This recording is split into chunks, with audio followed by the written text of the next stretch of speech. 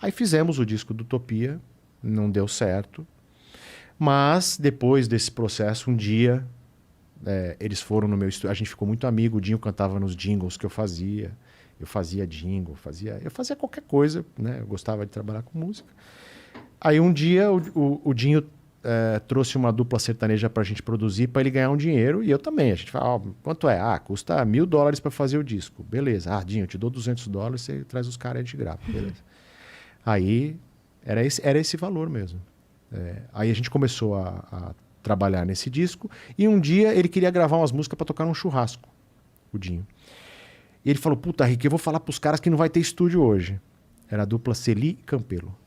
Aí eu falei, Dinho, beleza, eu também tô cansado, então aí eu vou dormir hoje, que eu ficava sem dormir muito tempo, assim, muitos dias seguidos, e você fica aí gravando com o Rodrigo Castanho, que é um produtor que trabalha comigo até hoje. Aí, o Rodrigo Castanho vai gravar o Dinho com os meninos do Utopia, mas ia gravar umas músicas lá, X, que eu não sabia o que era. Uhum. Quando pra tocar num churrasco. Pra tocar no churrasco. O Rodrigo tinha dormido no estúdio. Tipo assim, no estúdio aqui, assim, ele dormiu aqui. Cheguei, e aí?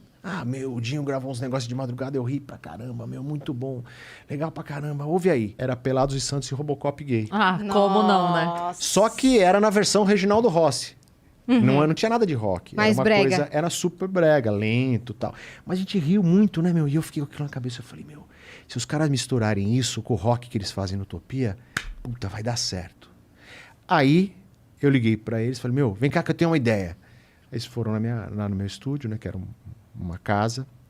Nessa época eu já tinha conseguido dominar a casa da frente. É tipo o Flow, assim, que foi dominando as casas aqui, montando estúdio. Eu já tinha dominado a casa da frente também, já tinha alugado, a casa toda já era alugada, já era minha ali. Tinha mais equipamento. Tinha 2 estúdios, já tava crescendo, né, crescendo. Aí cheguei ali e falei pra eles, se vocês misturarem esse rock do Utopia com essa zoeira que vocês fizerem aí, e a gente mudar de nome, eu arrumo uma gravadora pra vocês. Os caras, puta, uma gravadora. Aí tal. Beleza, uns resistiram, outros não. Vamos fazer metade do disco então. Já é viagem, né? Tipo, que disco, né? Tipo, não temos nem gravadora. Mas, vamos fazer um lado A, então, engraçado, e o lado B, sério. Falei, não, tem que fazer tudo zoeira. E aí a gente vai fazer uns arranjos que eu fazia.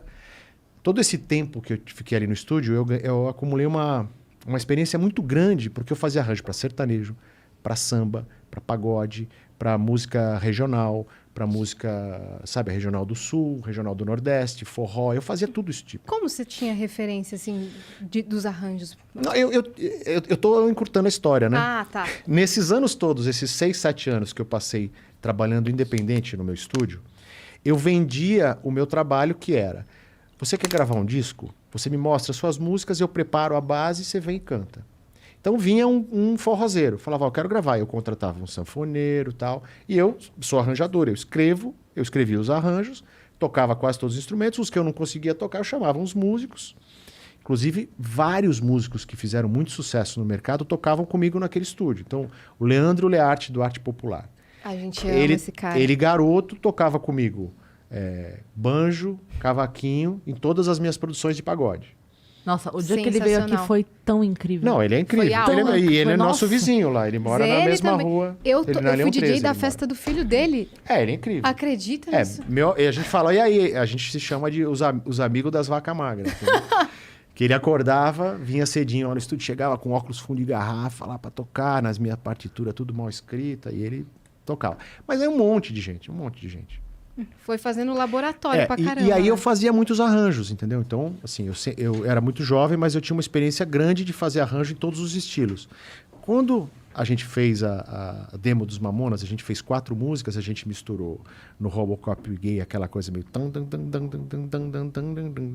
que era quase um rockabilly brasileiro dos anos 70.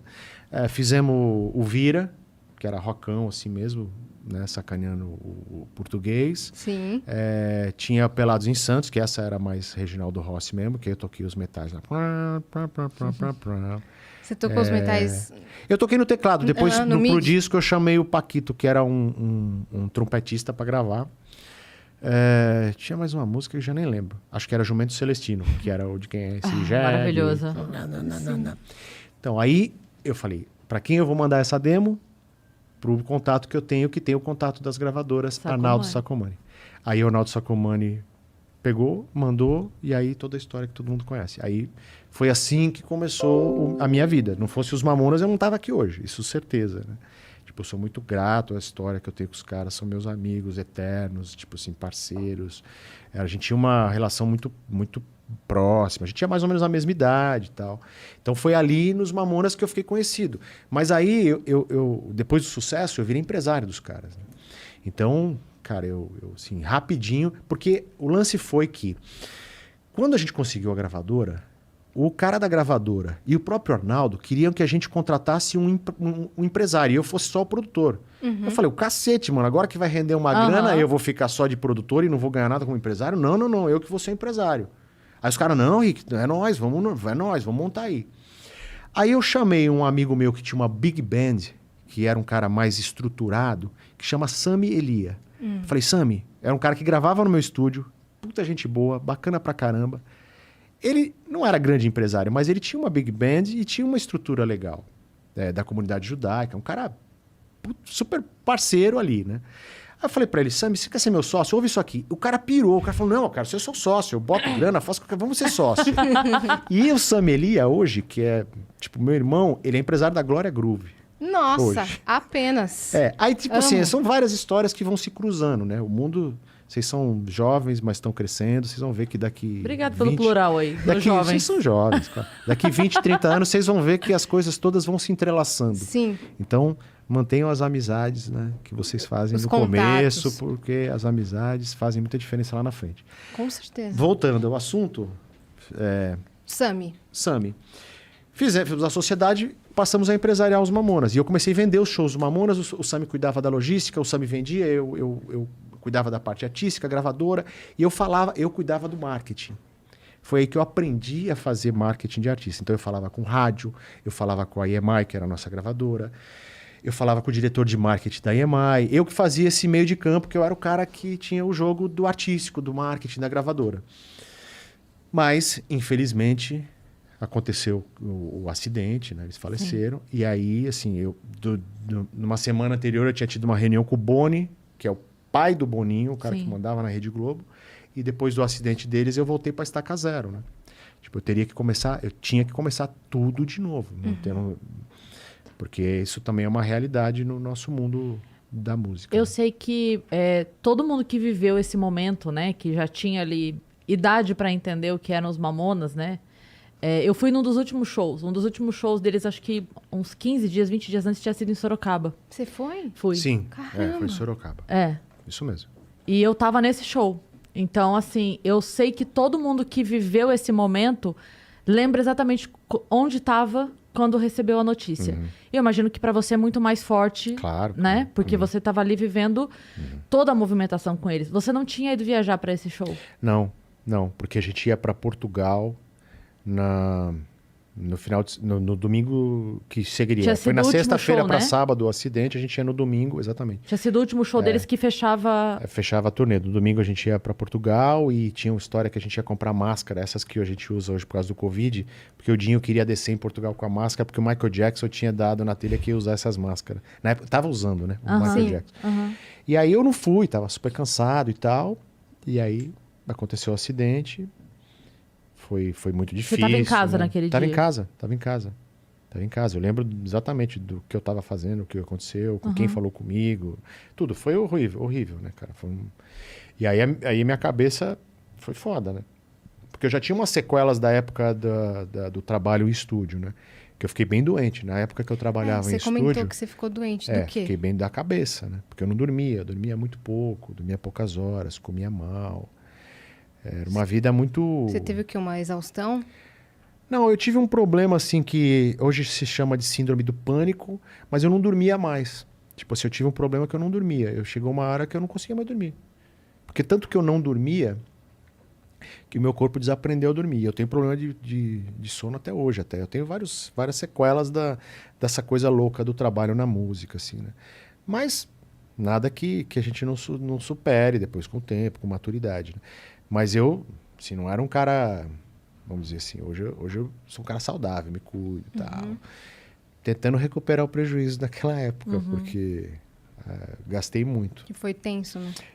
Aí Mamona, aí na época de show, viagem, não sei o que e tal. Minha vida sempre foi muito louca. Mas aí teve o acidente, a única coisa que realmente eu lembro é assim, eu ter voltado pra Estaca Zero, entendeu? Tipo, Teve um momento assim de alta procura por você naquele momento, porque você seria a voz pra falar por eles naquele momento, mídia? Alguma teve.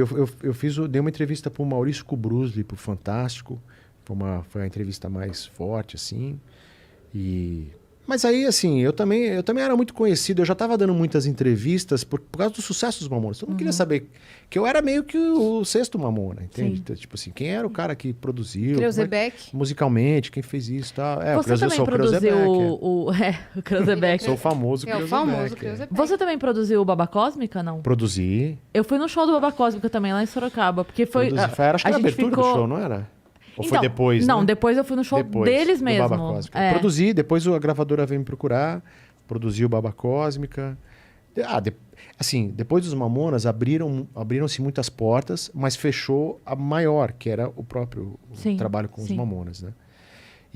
Mas aí, 8 meses depois do trabalho com os Mamonas, o relacionamento que eu fiz com as pessoas durante o processo de sucesso dos Mamonas me ajudou muito, porque eu fiz amizade com todo mundo.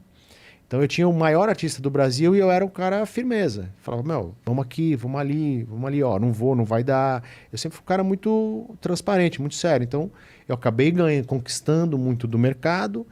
E aí, no momento que houve o acidente, depois de uns 7, 8 meses, eu fui convidado para ser diretor artístico da Virgin Records pelo presidente da EMI, que era durante os Mamonas, ele era o diretor artístico que falava comigo na época dos Mamonas.